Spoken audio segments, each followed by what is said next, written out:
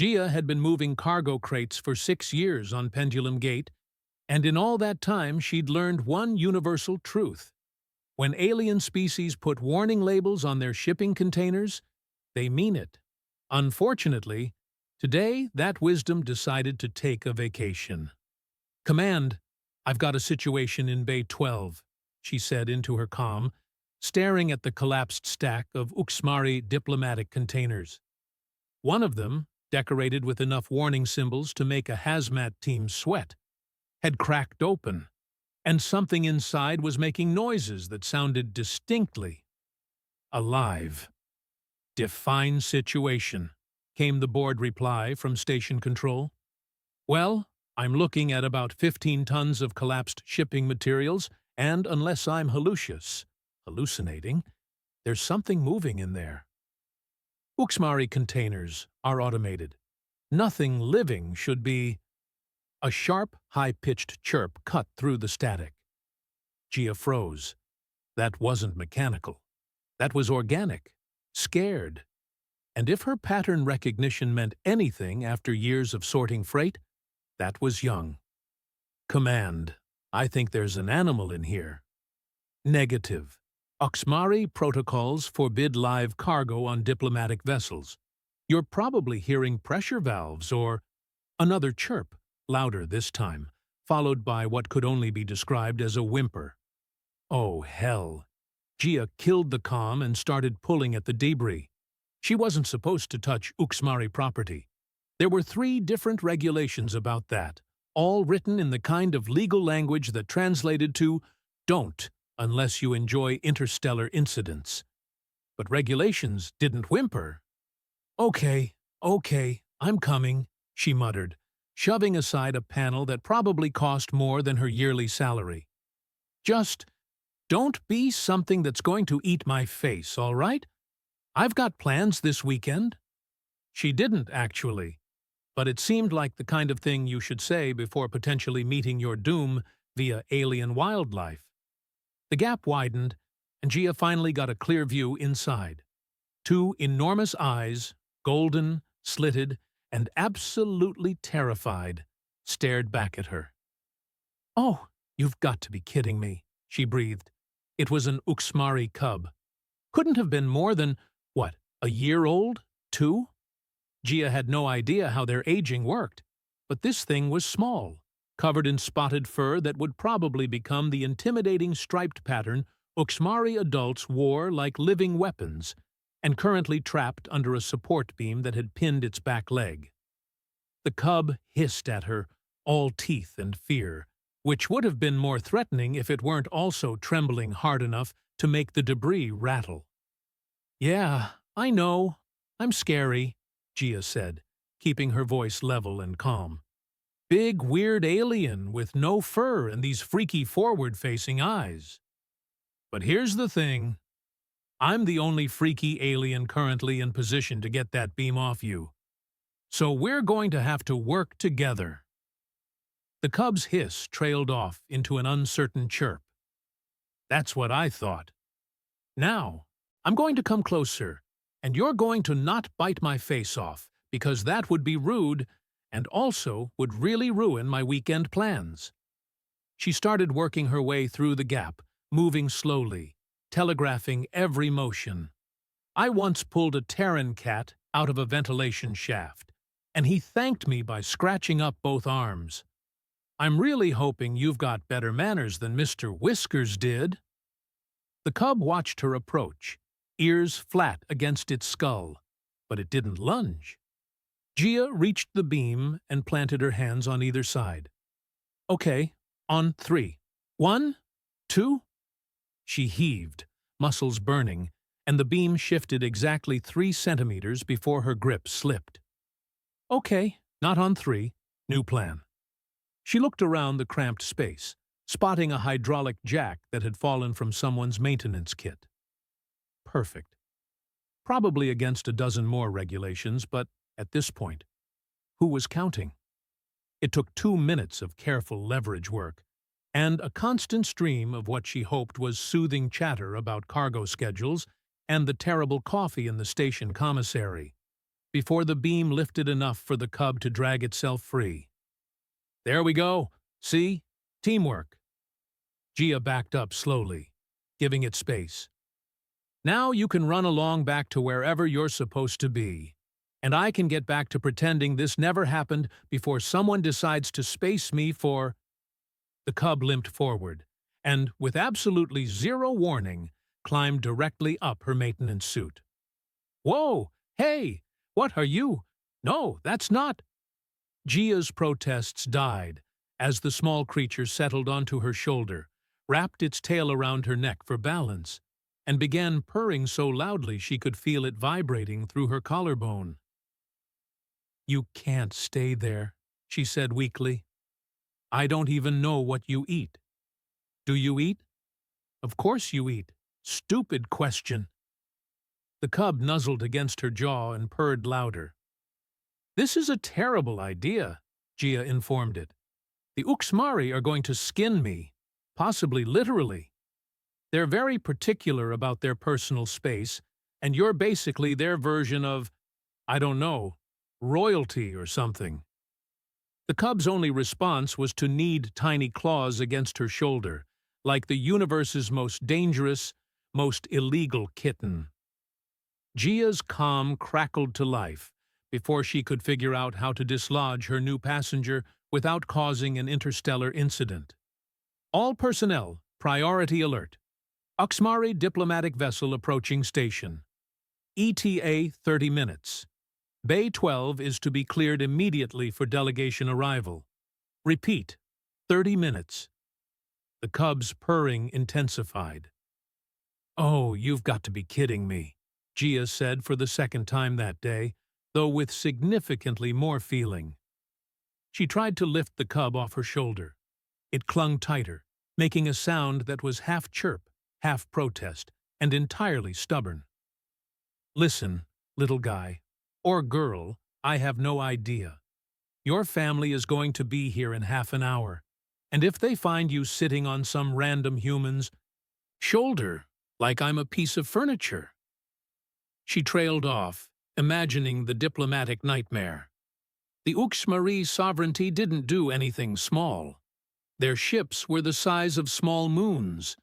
Their warriors could tear through hull plating, and their government considered excessive familiarity from other species to be a personal insult worthy of sanctions. And here she was, wearing one of their cubs like a particularly stubborn scarf. "Okay, new plan. I take you to the medical bay. They scan you for injuries, contact your people, everyone's happy. And I go back to my nice, boring cargo job, where the most dangerous thing I deal with is incorrect manifests." The cub bit her ear. Not hard, more like a correction than an attack, but the message was clear. "Or we could do it your way," Gia muttered, which is apparently the "I'm not going anywhere" approach. She started making her way out of the debris field, moving carefully to avoid jostling her passenger. Every step reminded her that she was currently in violation of about 24 station regulations, 3 interspecies treaties, and possibly several laws of nature. The bay doors were still open when she emerged, and station security had already started setting up barriers for the incoming delegation. One of them, a Terran officer named Yumi, who Gia occasionally shared lunch breaks with, spotted her and did an immediate double-take. "Gia? What in the—" Yumi's eyes went wide as she registered the cub. "Is that what I think it is?" "Depends. If you think it's an Uxmari cub that's decided I'm its new favorite climbing structure, then yes." "Oh, we are so incredibly screwed," Yumi said, which wasn't exactly the reassuring response Gia had been hoping for. "Do you have any idea what you've done? Rescued it from a collapsed container? You touched it. You're currently providing it with physical support and comfort. Do you know what that means in Uxmari culture?" Gia's stomach did an unpleasant flip. "I'm guessing it's not good?" "It's complicated." Yumi ran a hand through her hair, a gesture Gia recognized as her friend's panic tell.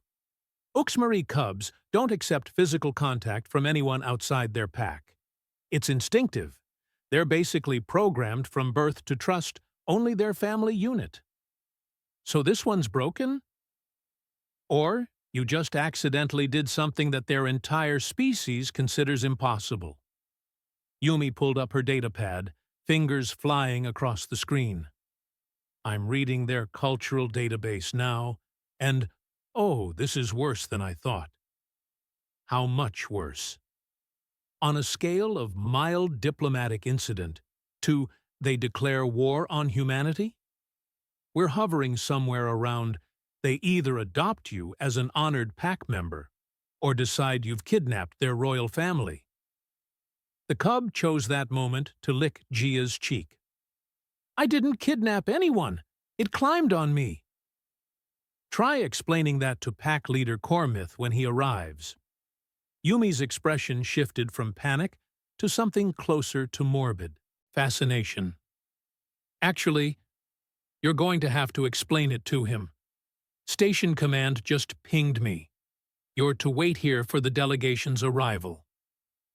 Can't I just put the cub down and run? It would follow you. They imprint on what they perceive as a superior hunter. And once that happens, Yumi shook her head. You're stuck with each other until it decides otherwise. I move cargo for a living. I'm not a hunter. I'm barely qualified to hunt down a decent sandwich in the commissary. Well, apparently, you've got hidden talents, because that cub thinks you're the apex predator of its dreams. Gia looked down at the small creature on her shoulder, who was now grooming itself with the kind of casual contentment that suggested it had no intention of going anywhere. 20 minutes later, she was still standing in Bay 12, surrounded by increasingly nervous security personnel, wearing an Uxmari cub like the universe's most expensive, most politically volatile accessory. The Uxmari vessel appeared on the view screen first, a massive thing that made the station's docking bay look like a child's toy. It moved with the kind of predatory grace that reminded everyone watching exactly why the Uxmari sovereignty was one of the most respected and feared powers in known space. Here we go, Yumi muttered from her position at Gia's side. Try to look diplomatic. I'm wearing a maintenance suit covered in hydraulic fluid and an alien child. How exactly am I supposed to look diplomatic? Just smile? No, wait, don't smile. They might think you're baring teeth. Okay, neutral expression. Can you do neutral? I can do terrified. Will that work? The ship docked with barely a whisper of sound, which was somehow more intimidating than if it had crashed through the bay doors. Airlock procedures took another 3 minutes. 3 minutes during which Gia considered approximately 100 ways this could go catastrophically wrong. The doors opened, and pack leader Cormouth stepped through. If the cub was cute, the adult Uxmari was magnificent and absolutely terrifying in equal measure. Nearly 3 meters tall, covered in dark fur marked with silver stripes, with eyes that caught the bay lights and reflected them back like molten gold. He moved like violence waiting to happen, each step precise and purposeful, followed by an entourage of 6 equally impressive warriors. His gaze swept the bay, cataloging threats with the efficiency of someone who'd spent a lifetime doing exactly that, and then stopped cold when it landed on Gia. More specifically, on the cub perched on her shoulder. The temperature in the bay seemed to drop by 10 degrees. Cormouth's ears went flat, his lips pulled back to show teeth that could probably bite through hull plating, and he made a sound that Gia's translator helpfully rendered as extreme displeasure mixed with imminent violence. The cub chirped happily and waved a paw. Expole, Cormouth said, and even through the translator's flat monotone, Gia could hear the relief, confusion, and barely restrained fury in his voice. "I can explain," Gia started, which was probably a lie, because she wasn't sure she could explain this to herself, let alone to 3 meters of angry apex predator. Cormouth crossed the distance between them in 3 strides that were way too fast for something that size. He stopped just short of Gia's personal space, close enough that she could see her reflection in his eyes, and stared. Not at her. At Expole, who was still happily perched on her shoulder, purring like this was the best day of his young life. The pack leader reached out one massive paw, claws extended, and Gia forced herself not to flinch. This was it. This was how she died. Torn apart by an angry alien parent in a cargo bay, while wearing a maintenance suit that didn't even have proper shoulder padding. Expole leaned away from the reaching paw and pressed closer to Gia's neck. Cormouth's hand froze mid-reach. The bay was so quiet, Gia could hear her own heartbeat hammering against her ribs. Then Cormouth did something that surprised everyone present, including, judging by the startled reactions, his own entourage. He lowered himself into what Gia's cultural database would later identify as a gesture of profound respect, dropping into a crouch that put his eyes level with hers, and spoke in carefully measured tones. "You have been chosen by one of our pack. This is unprecedented." "It was an accident?" Gia offered weakly. "There are no accidents in pack bonding," Cormouth replied, and somehow that sounded both reassuring and ominous. "Expole sees in you something worthy of trust, something worthy of protection." Yumi made a strangled noise that might have been a suppressed laugh or a sob, possibly both. "I just pulled him out of some debris," Gia said. "He was stuck, and I helped." "You touched a frightened cub of a species you barely understand, in a situation where he could have easily injured you, and you offered aid without hesitation." Cormouth's tail lashed once, a gesture Gia couldn't interpret. This is the mark of a true hunter, one who sees prey not as conquest, but as beings worthy of respect and mercy. "I really think you're reading too much into—" "We must return to our vessel and contact the Matriarch Council," Cormouth interrupted, rising to his full height again. "This matter requires consultation." "Oh, that doesn't sound ominous at all," Gia muttered. "You will accompany us," Cormouth continued. "As Expole's chosen pack guardian, you have responsibilities that must be explained and honored." "I have a shift in 6 hours." "This supersedes your employment obligations." Yumi stepped forward, her lieutenant's uniform giving her just enough authority to be brave and just enough sense to be terrified. "Pack leader, perhaps we could arrange for—" Cormouth's gaze shifted to her, and Yumi's words died mid-sentence. "The human has been chosen. The choice cannot be undone by convenience or protocol." He looked back at Gia, and something in his expression softened fractionally. "Do not fear. You have done great honor to our pack, whether you intended to or not. That honor will be recognized." Expole purred and rubbed his head against Gia's jaw. "Right," Gia said faintly, "because this day couldn't get any weirder." She had no idea how wrong she was.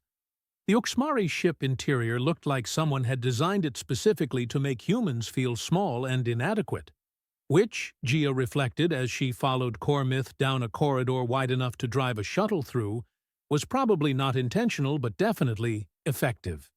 Expole had fallen asleep on her shoulder, one paw tucked under his chin, looking about as threatening as a stuffed toy. The dozen Uxmari warriors flanking their procession looked significantly less cuddly. "So," Gia ventured, because apparently her survival instincts had completely abandoned ship, "how much trouble am I in exactly?" Cormouth's ears swiveled back toward her. A gesture she was learning meant he was listening without fully turning around. Trouble? You misunderstand.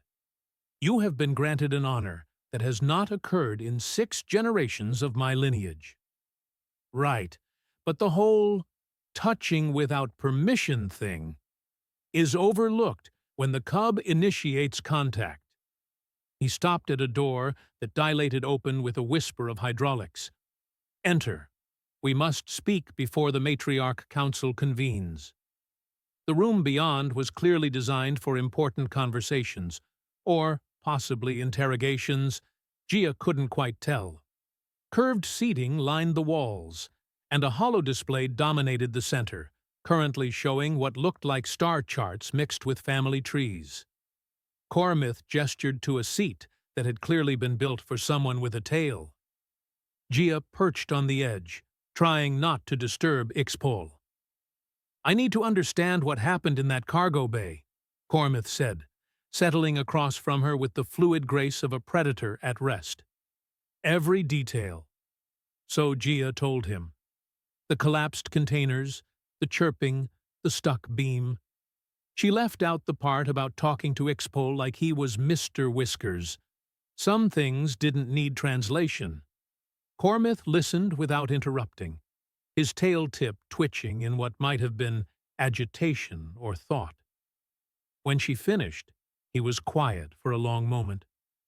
You risked injury to free a creature you did not know, in a situation where you could have simply alerted authorities and walked away. Well, yeah, he was scared and hurt. What else was I supposed to do? Most species would have done exactly that, alerted authorities and maintained safe distance. His golden eyes fixed on her with uncomfortable intensity. Uxmari cubs are taught from birth to distrust the unfamiliar. Their instinct is to flee or fight. Expole did neither. He accepted your aid, and then? He gestured at the sleeping cub. He claimed you as Pack. But I'm not Pack. I'm just some cargo specialist who happened to be in the right place at the wrong time. In Uxmari culture, there is no such thing as coincidence in matters of pack bonding. Cormouth leaned forward slightly. Tell me, when you freed him, did you expect gratitude, compensation, political favor? I expected him to run away, and me to file an incident report. Something that might have been amusement flickered across Cormouth's features. Humility is a trait we value highly, as is the wisdom to act without calculation of reward. He stood abruptly. The Matriarch Council is convening now. They will want to hear this directly from you. Can I maybe have 5 minutes to change out of this suit? I've got hydraulic fluid on my... You will address the council exactly as you are. Your appearance speaks to the authenticity of your actions. Great. So she'd be making first contact with Uxmari leadership while smelling like industrial lubricant and wearing a sleeping alien baby. This was definitely not how she'd pictured her career going when she'd signed up for cargo duty. The council chamber was everything the preparation room wasn't. Vast, ornate, and filled with Uxmari, who radiated authority like other species radiated heat. At the center sat an elderly female, whose silver-white fur and scarred muzzle suggested she'd seen more conflicts than Gia had seen birthdays. Matriarch Zilnash, Cormouth said, dropping into that same respectful crouch.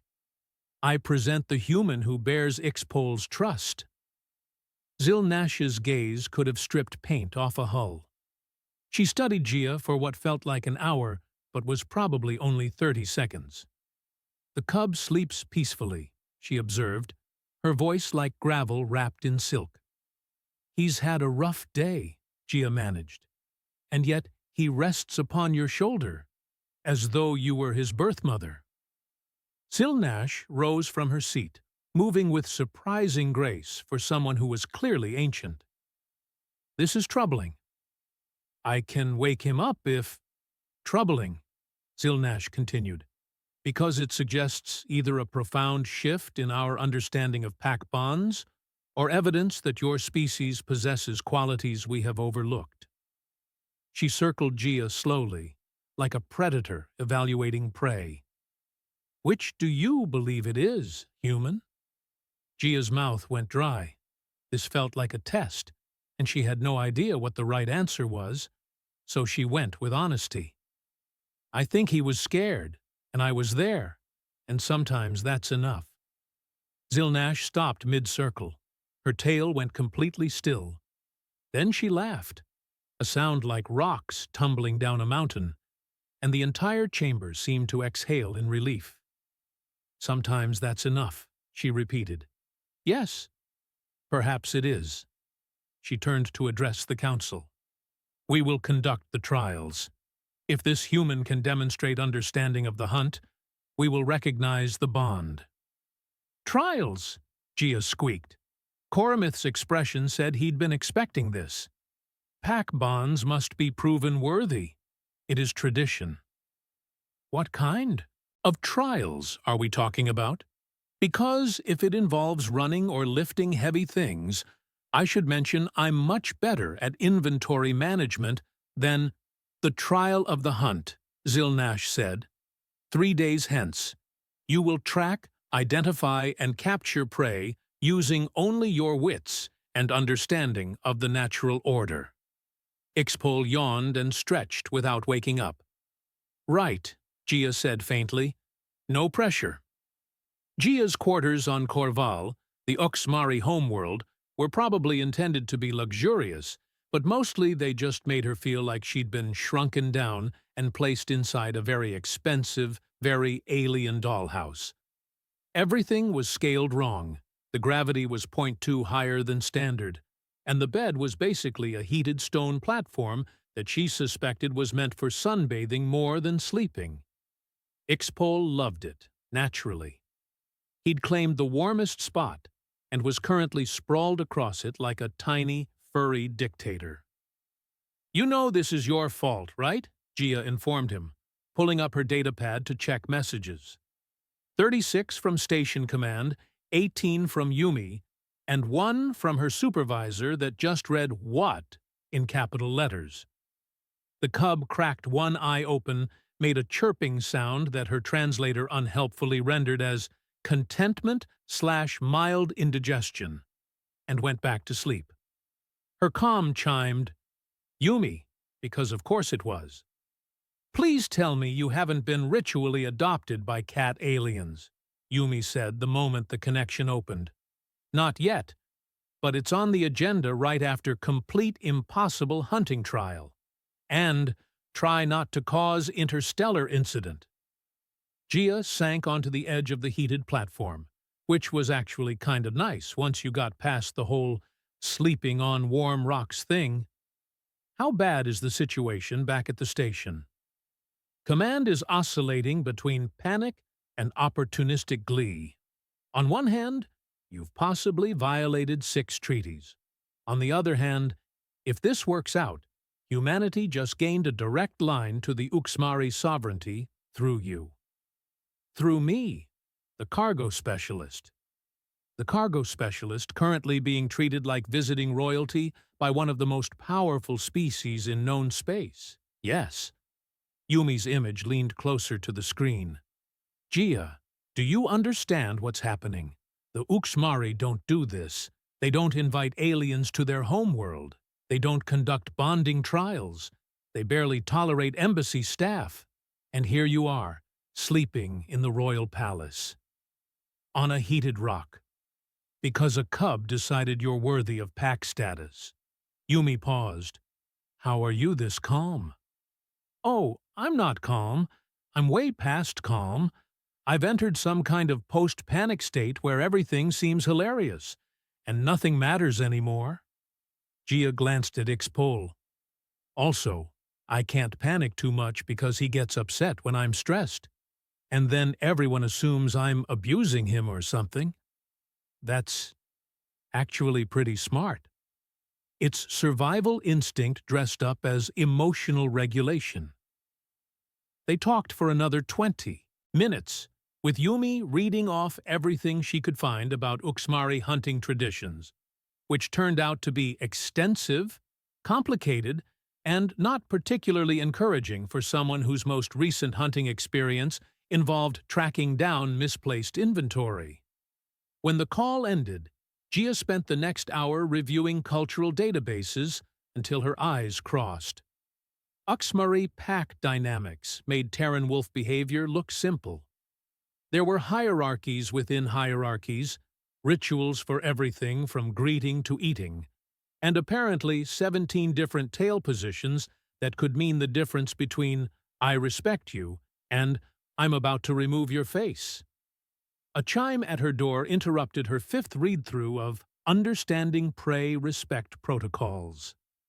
Cormouth entered when she called, ducking slightly to clear the door frame.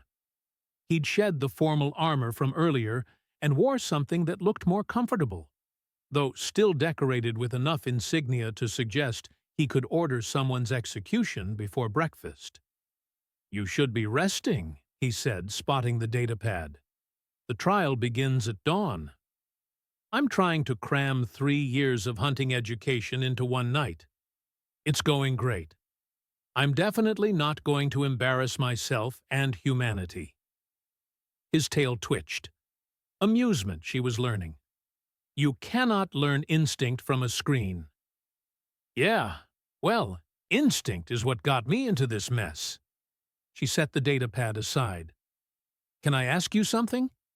And I need you to be honest, not diplomatic."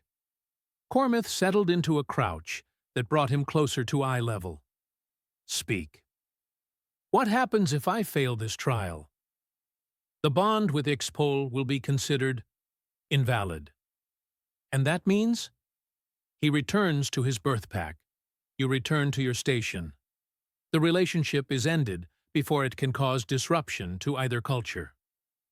His expression was difficult to read. It would be seen as a temporary aberration rather than a significant connection. "So basically, everyone moves on and forgets this happened." "Yes." Gia looked over at Expole, who was snoring softly, completely oblivious to the politics swirling around him. "That's probably the smart outcome, right? I go back to cargo. He grows up with his actual family. Nobody has to navigate the nightmare of interspecies pack dynamics." "It would be simpler," Cormouth agreed, "but simplicity is not always wisdom." "What's that supposed to mean?" Expole has never bonded with anyone outside immediate family. Not cousins, not extended pack, not the nursery attendants who have cared for him since birth. Cormouth's gaze shifted to the sleeping cub. "He is particular, cautious. Some would say overly so for one of his bloodline. And then he met me and threw caution out the airlock?"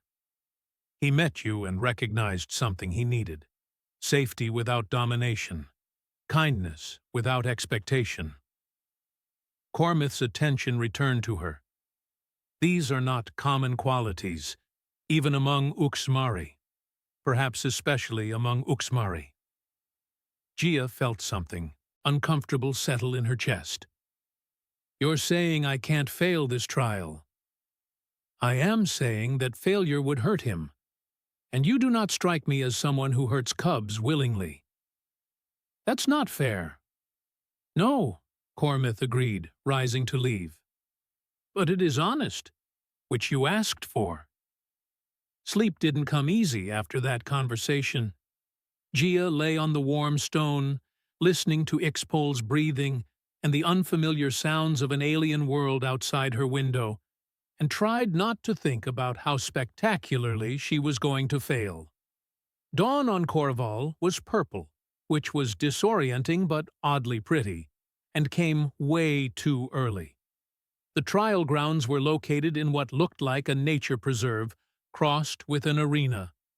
Holographic barriers marked the boundaries, and the terrain inside shifted between forest, plains, and rocky outcroppings in a way that suggested very expensive terrain-forming technology.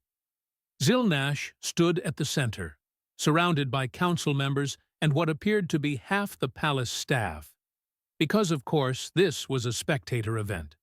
Why would Gia get to fail quietly and privately? The trial of the hunt tests not strength, but understanding, Zilnash announced, her voice carrying easily across the grounds. You will track the prey we have designated. You will demonstrate knowledge of its behavior, its patterns, its nature, and you will capture it using only the tools we provide. One of the attendants approached with a pack that looked disturbingly light. What tools? Gia asked, accepting it. A scanner, basic climbing gear, a containment field generator. Zilnash's expression might have been a smile. And your wits, of course. Of course, Gia echoed weakly. The prey is a simulation. Holographic but programmed with realistic behavior patterns based on genuine Corval fauna. Zilnash gestured at the terrain. Most warriors complete this trial in 6 hours. The record is 2 hours, held by Cormouth himself. Cormouth, standing off to the side with Expole perched on his shoulder, because apparently that's where the cub lived now when Gia wasn't available, looked intensely uncomfortable with that announcement. You have until sunset, Zilnash continued. Begin when ready. Gia took a breath, shouldered the pack, and stepped toward the boundary. Then stopped. Can I ask what I'm hunting? A Kreshval, a plains predator known for intelligence and adaptability. Zilnash's ears tilted forward. Why do you ask? Because walking into a hunt without knowing your target is how you end up tracking the wrong thing for 6 hours and looking stupid.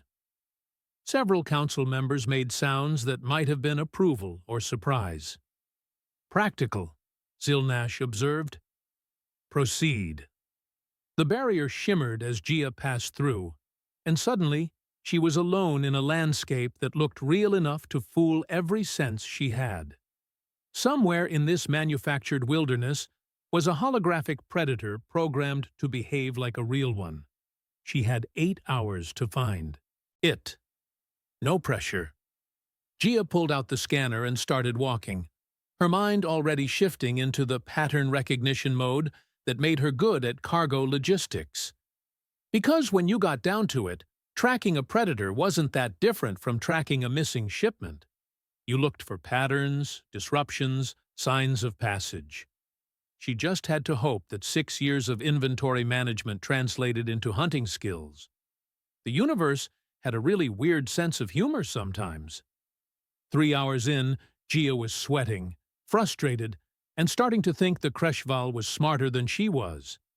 She'd found tracks, or what looked like tracks, but they led in circles, doubled back on themselves, and generally made her feel like the prey was mocking her. Which, given Uxmari programming, it probably was. She stopped at a water feature, a stream that looked too perfectly natural to be anything but carefully designed, and reviewed her scanner data. The Kreshval had been through here, that much was clear. But when?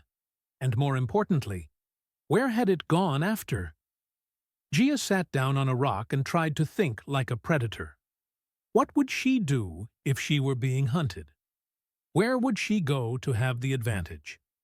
The answer came from 6 years of cargo bay experience. High ground. Always take the high ground when possible. Better vantage point, easier to spot threats, harder for pursuers to reach. She looked up at the rocky outcropping to her left and spotted a disturbance in the vegetation that didn't quite match the surrounding growth pattern. Got you, she muttered, and started climbing. The Kreshval was exactly where Gia thought it would be, perched on a ledge with perfect sight lines across the valley, watching her climb with what could only be described as smug satisfaction. It was beautiful, in the way that things designed to kill you efficiently often were. Sleek, muscular, with fur that shifted colors to match its surroundings and eyes that tracked her every movement with predatory focus. Gia pulled herself onto the ledge, breathing hard from the climb, and the holographic predator tilted its head as if to say, "Well, you made it this far. Now what?" "Good question." She pulled out the containment field generator, which looked like someone had crossed a flashlight with a particularly aggressive piece of modern art. The instructions, helpfully translated into 16 languages, including Terran Standard, suggested she simply point it at the target and activate. The Kreshval's haunches tensed, preparing to bolt. Gia lowered the generator. "Okay, let's think about this," she said aloud, mostly to herself, but also because talking through problems had gotten her this far. "You're programmed to act like a real predator. Real predators don't just run randomly. They calculate risk versus reward. They conserve energy. They take the path of least resistance when possible." The Kreshval's ears swiveled toward her voice. "So, if I come at you with this thing," she gestured with the generator, "you're going to run, and I'm going to chase you. And we're going to do this dance until one of us gets tired or makes a mistake. That's the expected pattern." She set the generator down on the rock beside her. But here's the thing about expectations. They make you predictable. And predictable is how you end up with a stuck cub in a cargo bay and an interstellar incident on your hands. The Kreshval watched her, perfectly still. Gia pulled out her scanner and called up the topographical data. "You've been leading me in circles because that's what prey does. Confuse the hunter, waste their energy, buy time. Smart. But look." She turned the scanner so it faced the hologram, even though she knew it couldn't actually see the display. "Every circle you made had a center point. Right here. This ledge." She traced the pattern on the screen. "You weren't running randomly. You were protecting your den, or where your den would be, if you were real. Which means you're not actually trying to escape. You're trying to defend territory." The Kreshval's tail lashed once. "So I don't need to chase you. I need to prove I'm not a threat to your space." Gia stood slowly, keeping her movements obvious and non-threatening. "I'm going to walk over to that side of the ledge, see, away from where you'd have your den, and I'm going to set up the containment field as a boundary marker. Not a trap. A border." She did exactly that, moving with deliberate care, placing the generator at the far edge of the ledge and activating it. A shimmer of energy formed a wall, cutting off one section of the space. "There. That's your territory. This," she gestured at the remaining space, "is mine. We both get what we want. You keep your den safe. I demonstrate that I understand how territory works. Nobody chases anybody. Nobody wastes energy on a fight that doesn't need to happen." For a long moment, nothing moved. Then the Kreshval stood, stretched with feline grace, and walked directly into the containment field. The barrier registered the capture, and somewhere in the distance, a tone sounded to signal completion. Gia sat down hard on the rock, adrenaline draining away and leaving her shaky. I have no idea if that was what I was supposed to do. But apparently it was, because when she made it back down to the trial grounds, 48 minutes remaining before sunset, not that she was counting, Zilnash was standing with an expression that might have been approval or indigestion. The council had multiplied since morning. Now there were at least 30 Uxmari present, all watching her with varying degrees of interest as she approached. "You completed the trial in 5 hours, Zilnash announced. "Not our fastest time, but respectable." "I cheated," Gia said, because apparently her brain-to-mouth filter had completely given up. "I didn't hunt it the traditional way. I just talked to it, and made a deal.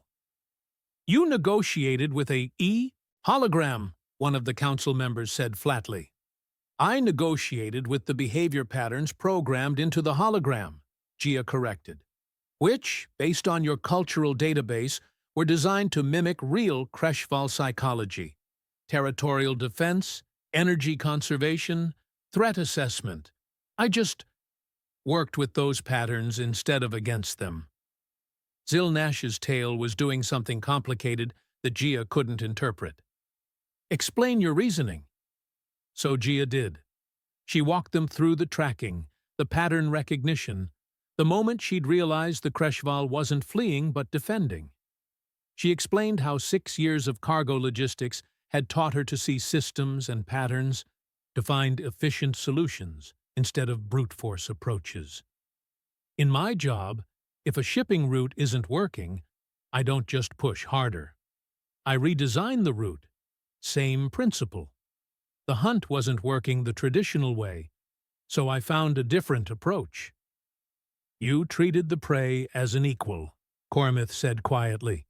"Not as something to be dominated, but as something to be understood and respected." "Well, yeah. Why would I dominate it? The goal was capture, not conquest. Those are different things." The silence that followed was deafening. Then Oxmoor, a massive Uxmari who'd been glowering at her since she'd arrived on Corval, stepped forward. "This is not hunting. This is cargo management with extra steps." "Actually, it's problem-solving," Gia shot back, too tired to be diplomatic. "Which is what hunting is, when you strip away all the posturing and ritual. You have a goal, you have obstacles, you find the most efficient path from one to the other. Sometimes that path is tracking and pouncing. Sometimes it's understanding behavior patterns and working with them instead of against them." "You speak as though you invented hunting," Oxmoor growled. "No, I speak as though I adapted hunting principles to my actual skill set instead of pretending to be something I'm not." Gia crossed her arms. "I'm not a warrior. I'm not going to pretend I can outstalk or outfight a HFY, but I can outthink it, and apparently that counts." Zilnash made a sound that might have been a laugh. "Outthink it? Yes, that is precisely what you did." She turned to address the council. "This human has demonstrated a form of hunting we have not considered. The hunt of understanding rather than conquest, of cooperation rather than domination." "It is not traditional," Oxmoor protested. "No," Zilnash agreed, "it is innovative, and innovation is how species survive." She looked back at Gia. "The bond with Expole is validated. You are recognized as pack kin of the first circle, an honor granted to those who demonstrate wisdom beyond their years and species." Expole, who'd been watching from Cormouth's shoulder, made a triumphant chirp and immediately launched himself at Gia. She caught him out of pure reflex, and he settled onto her shoulder like he'd never left. "I still have a job, back at Pendulum Gate," Gia said weakly. "Which you will return to," Zilnash confirmed. "But you will also serve as a cultural liaison between our peoples. When we have questions about humanity, we will ask you. When you have questions about Uxmari, you will ask us.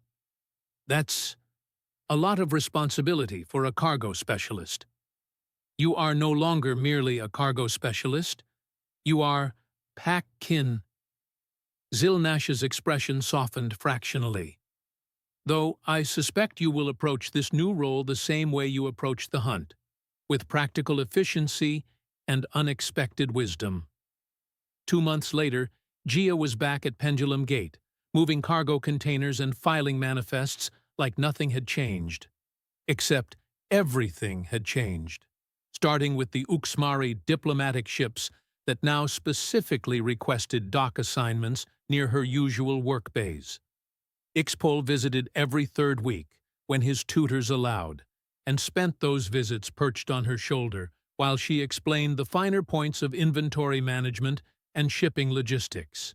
He seemed to find it fascinating, which either said something profound about interspecies communication or meant the cub had very strange interests. Probably both. "So let me get this straight," said the Kikshari ambassador, who'd cornered Gia in the commissary one afternoon. "You became an honored pack member by treating their hunting trial like a logistics problem?" "Pretty much, yeah." "And now they ask your advice on human cultural matters?" "Sometimes. Mostly they just want to know if humans always solve problems by talking to them until they cooperate, which, apparently, we do more than most species." Gia took a bite of her sandwich. "Turns out that's kind of our thing, seeing individuals instead of categories, finding collaborative solutions instead of competitive ones." The ambassador stared at her. "That's revolutionary." "That's just being decent," Gia corrected. "Apparently it's revolutionary because everyone else was too busy posturing to try it." Expole chirped agreement from her shoulder and stole a piece of her sandwich. "Hey, that's mine." The cub's expression clearly said that Pack shared food, and therefore her sandwich was communal property. Gia sighed and handed over another piece. "This is your fault, you know.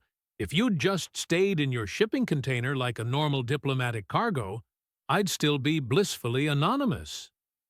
Expole purred and rubbed his head against her jaw. Yeah. I wouldn't trade you either." Outside the viewport, a Nuxmari cruiser docked with practiced precision, and Gia's comm chimed with a request for cargo consultation. Because apparently, when you accidentally became a diplomatic envoy by being kind to a scared kid, the universe decided you were qualified for everything. She wouldn't have it any other way.